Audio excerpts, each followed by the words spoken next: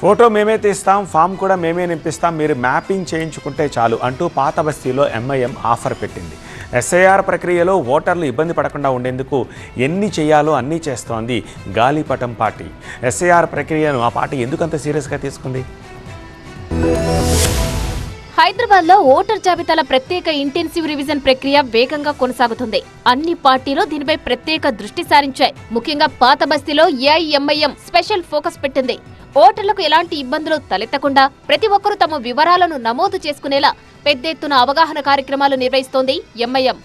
మజ్లిస్ ఎమ్మెల్యేలు, కార్పొరేటర్లు, డివిజన్ అధ్యక్షులు, పార్టీ కార్యకర్తలు ఇంటింటికి వెళ్లి ఓటర్లను కలుస్తున్నారు. ఎస్ఐఆర్ కు సంబంధించిన అధికారిక ఎన్యూమరేషన్ ఫారం అందిందా లేదా అనే విషయాన్ని స్వయంగా తెలుసుకుంటున్నారు. ఫారం అందకపోతే వెంటనే తమను సంప్రదించాలని సూచిస్తున్నారు.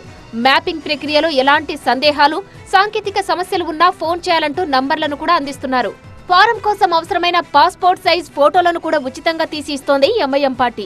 ఇందుకోసం పాత బస్తీలోని అనేక గల్లీలో ప్రత్యేక ఫోటో కౌంటర్లను ఏర్పాటు చేశారు. ఫోటో వల్లనో లేదంటే ఇంకే సమస్య వల్లనో మ్యాపింగ్ ప్రక్రియ ఆలస్యం కాకుండా అన్ని చర్యలు తీసుకుంటోంది ఎంఐఎం.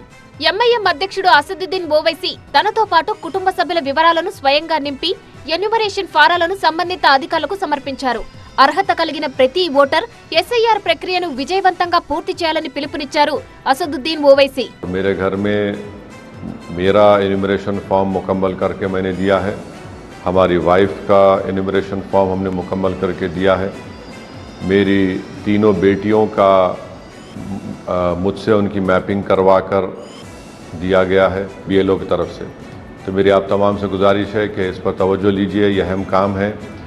याद रखिए कि एसआईआर के फाइनल लिस्ट में अगर आपका नाम नहीं आएगा तो खुदा ना खास्ता कल आपकी शहरियत पर भी सवाल निशान उठेगा।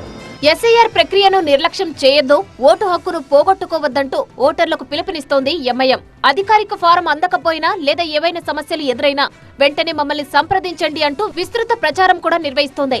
మ్యాపింగ్ ప్రక్రియను సరిగ్గా చేయని బూత్ లెవెల్ ఆఫీసర్లపై ఉన్నతాధికారులకు ఫిర్యాదులు కూడా చేస్తున్నారు ఎంఐఎం నేతలు.